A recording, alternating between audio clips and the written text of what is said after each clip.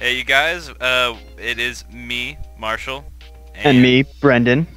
and we're here to bring you the second episode of The Lowdown. First off, Guillermo del Toro's new movie, Pacific Rim, looks fantastic. It's about these monsters named the Kaiju, who have arisen from the sea, are invading the Pacific Rim, and the movie's about mankind's struggle to survive as they do battle with the Kaiju. Guillermo del Toro said the monsters are going to be, you can quote me on this, the finest fucking monsters ever committed to screen.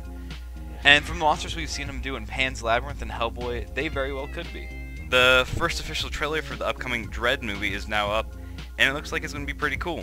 The trailer is paired really well with La Rue's In for the Kill song, and the trailer really shows off how the world's fallen apart and how the judges are the last real structure in society.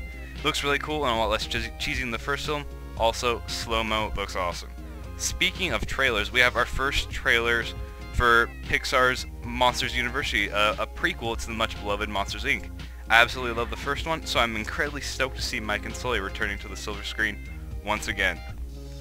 While I'm on the animation tangent, it looks like Kit Harington, the actor who plays Jon Snow on HBO's Game of Thrones, is in the talks for being the bad guy in How to Train Your Dragon 2, which is scheduled for a 2014 release.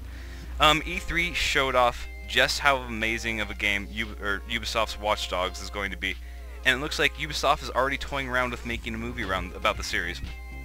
Earlier this week, Ubisoft registered several movie domain names, suggesting you might be seeing one further down the road. And with that, let's go over to Brendan for some more video game news.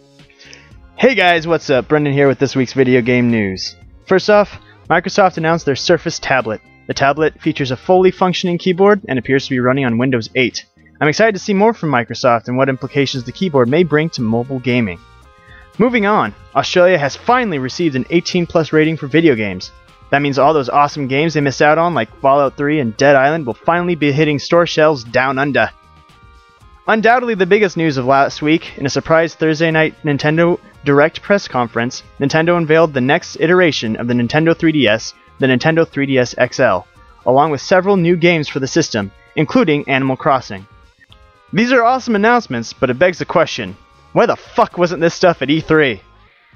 And finally, this week sees the release of two big DLC updates.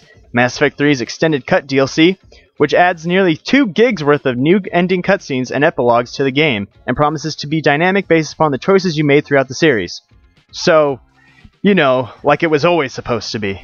The next is the Skyrim expansion Dawnguard. The first of several planned Skyrim DLC expansions, Dawnguard adds an entirely new questline featuring vampires and humans embroiled in a bloody conflict. Dawnguard's features include new areas in Skyrim, an entire plane of Oblivion to explore, and a wide range of new vampiric abilities. Oh, and crossbows. Personally, I'm much more excited for Dawnguard. I'm not sure if I'll be returning to Mass Effect 3. It's not that it's a bad game, I just felt my ending was fine, and that the parts left unanswered have been filled in by my own imagination, and I'm not sure I want BioWare telling me how it ended. And that's all the news for this week. For our opinions on these stories and more, be sure to visit powerchords.com. Yeah, this has been The Lowdown. Tune in next week.